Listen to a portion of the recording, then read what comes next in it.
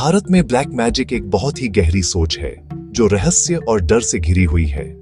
इसे पूरे देश में कई नामों से जाना जाता है। हर नाम का अपना कल्चरल मतलब और फुसफुसाती हुई चेतावनियां हैं। हिंदी में इसे काला जादू कहते हैं, बंगाली में इसे कालो जादू कहते हैं, दक्षिण में चैथाबड़ी या पिल्ली शून्यम जैसे शब्द डर की वैसी ही फीलिंग्स पैदा करते हैं। इन प्रैक्टिसेस को सिर्फ ट्रिक्स या इल्यूजन नहीं माना जाता, बल्कि ये माना जाता है कि ये पावरफुल रिचुअल हैं जो किस्मत को बदल सकते हैं, दिमाग को कंट्रोल कर सकते हैं और दूर से भी नुकसान पहुंचा सकते हैं। इन आर्ट्स में विश्वास एक ऐसे वर्ल्ड व्यू का सबूत है जहां स्पिरिचुअल और फिजिकल दुनिया बहुत जुड़ी हुई है और जहां अनदेखी ताकतों का इस्तेमाल पर्सनल फायदे या बदला लेने के लिए किया जा सकता है। ब्लैक मैजिक का अट्रैक्शन इंसान की लाइफ के अनकंट्रोलेबल पहलुओं पर कंट्रोल पाने के अपने वादे में है। लोग इसके प्रैक्टिशनर्स के पास कई वजहों से जाते हैं, अक्सर बेचैनी या बहुत ज्यादा इमोशन के कारण। एक इंसान किसी पसंद के पार्टनर का प्यार जीतने के लिए वशीकरण करवा सकता है, यह मानते हुए कि यह दूसरे की इच्छा को अपनी में बदल सकता है। दूसरे लोग दुश्मन पर बदकिस्मती लाने के लिए श्राप का सहारा ले सकते हैं, जिसे शाप कहते हैं। ये प्रैक्टिसेस प्यार, सिक्योरिटी और जस्टिस की बेसिक ह्यूमन डिजायर को पूरा करती है, हालांकि एक डार्क और मना किए गए रास्ते के जरिए। इन रिचुअल की सीक्रेसी इनके रहस्य को और बढ़ा देती है, जिससे ये कलेक्टिव इंडियन साइकी में अट्रैक्शन और डर दोनों का सब्जेक्ट बन जाते हैं। इसके मूल में ब्लैक मैजिक का आइडिया यूनिवर्स की एक दोहरी समझ पर टिका है। जैसे लाइट है वैसे ही डार्कनेस भी होनी चाहिए। जैसे परोपकारी देवी देवता या देवस हैं, वैसे ही बुरे स्पिरिट्स और एनर्जी भी हैं जिन्हें कंट्रोल किया जा सकता है। यह फ्रेमवर्क व्हाइट मैजिक जो हीलिंग और प्रोटेक्शन के लिए यूज होता है, और इसके खतरनाक रूप ब्लैक मैजिक जो स्वार्थी और विनाशकारी पर्पस के लिए यूज होता है, दोनों के वजूद को परमिट करता है। दोनों के बीच की लाइन अक्सर धुंधली होती है, जो पूरी तरह से प्रैक्टिशनर के इंटेंशन या भावना पर डिपेंड करती है। एक एक्ट जो किसी एक इंसान को प्रोटेक्ट करने के लिए किया गया हो, वह अनजाने में दूसरे को नुकसान पहुंचा सकता है, जिससे इस बिलीफ सिस्टम में मोरालिटी और कॉस्मिक जस्टिस के बारे में उलझे हुए सवाल उठते हैं। विश्वास का यह कॉम्प्लेक्स जाल सिर्फ पुरानी किताबों या दूर के गांवों तक ही सीमित नहीं है। ये मॉडर्न इंडियन सोसाइटी में भी छोटे छोटे तरीकों से फैला हुआ है। बच्चे की कलाई पर बुरी नजर से बचाने के लिए काला धागा बांधने जैसे सिंपल एक्ट से लेकर सीक्रेट में किए जाने वाले और भी कॉम्प्लेक्स रिचुअल तक इसका इन्फ्लुएंस साफ है। ब्लैक मैजिक का डर सोशल इंटरेक्शन को शेप देता है, शक को बढ़ाता है और कभी-कभी दुखद नतीजों की ओर ले जाता है। ये बिलीफ का एक पैरेलल सिस्टम दिखाता है जो मॉडर्न साइंस और इंस्टीट्यूशनल रिलीजन के दायरे से बाहर काम करता है। ऐसे जवाब और सॉल्यूशन देता है जो भले ही अनप्रूव्ड हों, एक ऐसी दुनिया में कंट्रोल का एहसास देते हैं जो अक्सर बेतरतीब और अनप्रेडिक्टेबल लगती है। जिसे अब ब्लैक मैजिक कहा जाता है, उसकी जड़ें पुराने इंडिजीन्स ट्रेडिशन और तंत्र के गूढ़ रास्तों में खोजी जा सकती हैं। तंत्र एक कॉम्प्लेक्स स्पिरिचुअल फिलॉसफी है जो हजारों साल पहले सामने आई थी, जिसका फोकस शक्ति, डिवाइन फेमिनिन एनर्जी की पूजा पर था। यह शरीर को यूनिवर्स का एक छोटा रूप मानता है और स्पिरिचुअल पावर को अनलॉक करने के लिए रिचुअल, मंत्र और मेडिटेशन का उपयोग करता है। शुरुआती तांत्रिक प्रैक्टिसेस में कोई बुराई नहीं थी, वे सिर्फ पावर और लिबरेशन या मोक्ष पाने का एक तरीका थी। गोल फिजिकल दुनिया की लिमिटेशन को पार करना और कॉन्शियसनेस की एक हायर स्टेट का एक्सपीरियंस करना था। अक्सर लाइफ के उन पहलुओं का सामना करके और उन्हें अपनाकर जिन्हें आम समाज अशुद्ध या मना किया हुआ मानता था। सदियों से जैसे जैसे मेनस्ट्रीम पौराणिक और वैदिक ट्रेडिशन हावी होते गए, कई तांत्रिक प्रैक्टिसेस को किनारे कर दिया गया। ज्यादा एक्सट्रीम फॉर्म्स, खासकर अघोरी संप्रदाय और वामाचार या लेफ्ट हैंड पाथ से जुड़े हुए, शक और डर के साथ देखे जाने लगे। इन रास्तों में ऐसे रिचुअल शामिल थे जो जानबूझकर सामाजिक नियमों को तोड़ते थे, जैसे media group, meditation at cremation ground, yogi sitting in cremation ground at night, ritual at burning ghat stalker, distribute equally, श्मशान घाटों में ध्यान करना, इंसान की खोपड़ी को रिचुअल ऑब्जेक्ट के रूप में इस्तेमाल करना और ऐसे काम करना जिन्हें अशुद्ध माना जाता था, जबकि दार्शनिक लक्ष्य हर चीज में डिवाइन को देखकर नॉन ड्यूअलिटी प्राप्त करना था, जिसमें मृत्यु और क्षय भी शामिल थे। इन प्रैक्टिसेस को अनजाने लोगों द्वारा आसानी से डार्क और बुरी जादूगरी के रूप में गलत समझा गया। इस गलतफहमी ने तंत्र की पॉपुलर परसेप्शन की नींव रखी, जिसे ब्लैक मैजिक का पर्यायवाची माना गया। वशीकरण जैसी खास जादुई प्रैक्टिसेस का डेवलपमेंट भी पुराना है। वशीकरण किसी को अपने कंट्रोल में लाने की आर्ट है और ऐसी प्रैक्टिसेस के रेफरेंस अथर्ववेद जैसे पुराने ग्रंथों में पाए जा सकते हैं, जो 4 वेदों में से एक है। अथर्ववेद में विभिन्न पर्पस के लिए भजन और मंत्र शामिल हैं, जिनमें media group, ritual chanting for healing, priest reciting mantraस, prosperity ritual in temple India stock distribute equally, healing, prosperity और दूसरों को इन्फ्लुएंस करना शामिल है। जबकि ये एक बड़े जादुई धार्मिक फ्रेमवर्क का हिस्सा थे, समय के साथ दूसरों को कंट्रोल करने या नुकसान पहुंचाने के इरादे से किए गए मंत्राओं को अलग कर दिया गया और उन्हें बुरा माना गया। वे उन टैंट्रिकों के उपकरण बन गए जो मेनस्ट्रीम के बाहर काम करते थे, अपनी सर्विसेज उन लोगों को देते थे जो सुपरनेचुरल तरीकों से अपनी पर्सनल और प्रोफेशनल लाइफ को कंट्रोल करना चाहते थे। इन प्राचीन प्रैक्टिसेस का डेमोनाइजेशन एक धीरे धीरे होने वाली प्रोसेस थी, जो सोशल, पॉलिटिकल और रिलीजियस बदलावों से इन्फ्लुएंस हुई थी।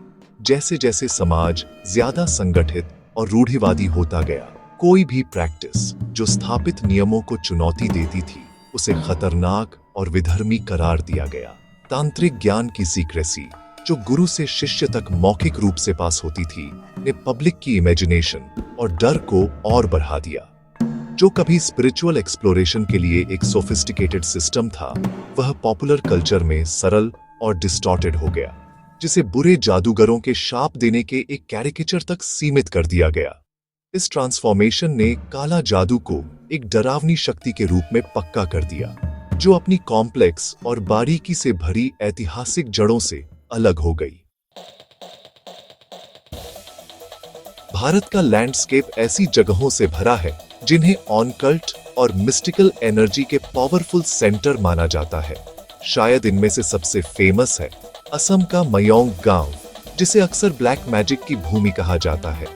सदियों से मयोंग जादू टोना की कहानियों में लिपटा हुआ है, जहां लोगों के हवा में गायब होने, जानवरों में बदलने और बीमारियों को ठीक करने के लिए मंत्राओं का इस्तेमाल करने की कहानियां लोकल फोकलोर का हिस्सा है।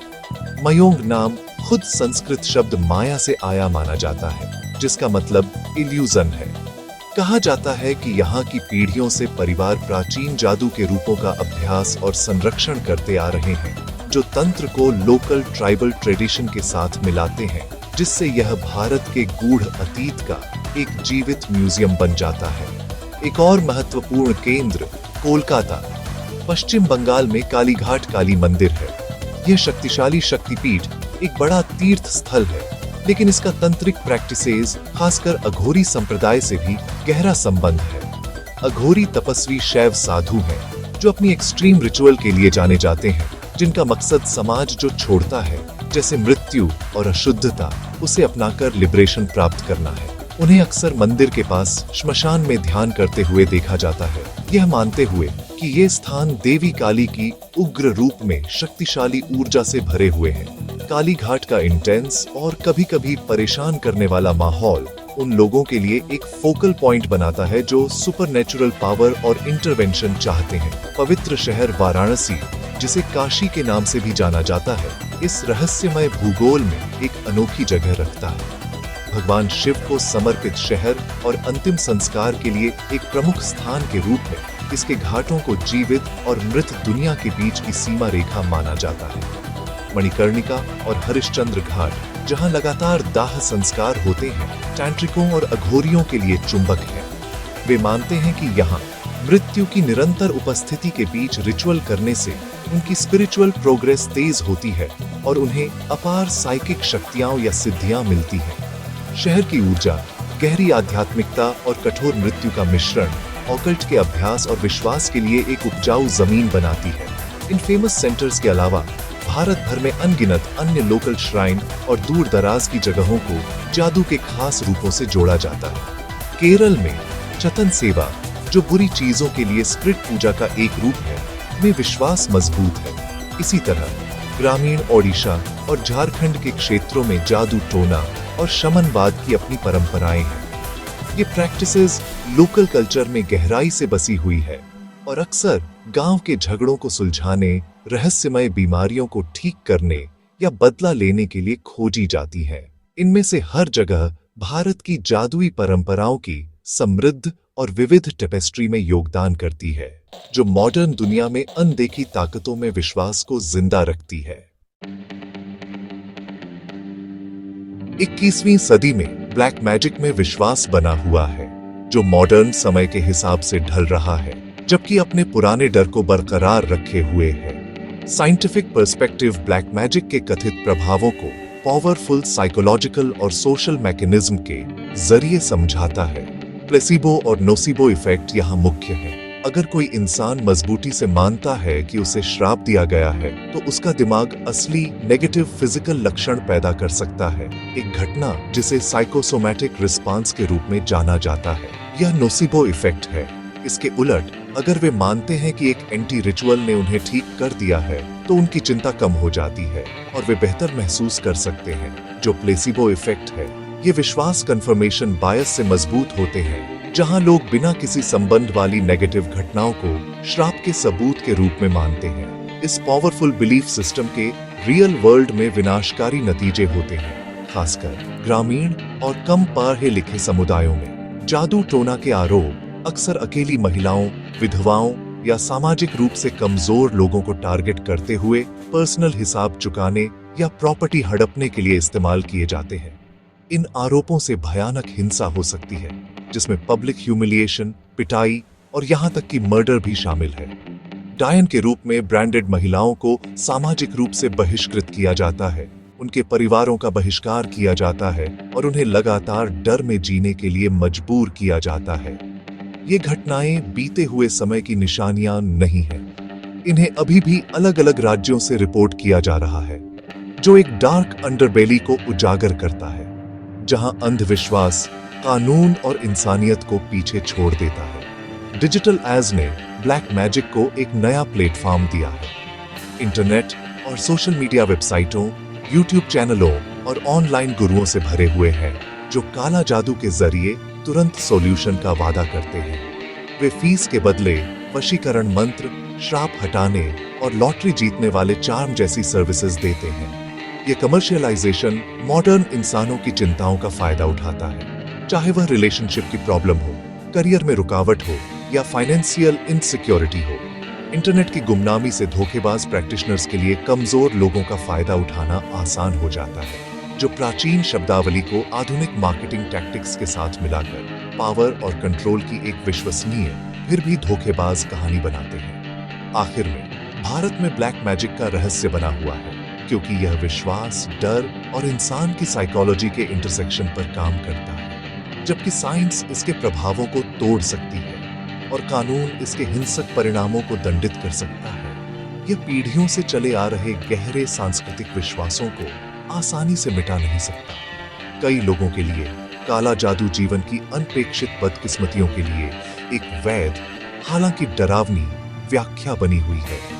यह एक पावरफुल कल्चरल कहानी को दिखाता है, जो इंसान के अनिश्चितता के साथ शाश्वत संघर्ष और एक अराजक दुनिया पर व्यवस्था लागू करने की इच्छा को दर्शाता है।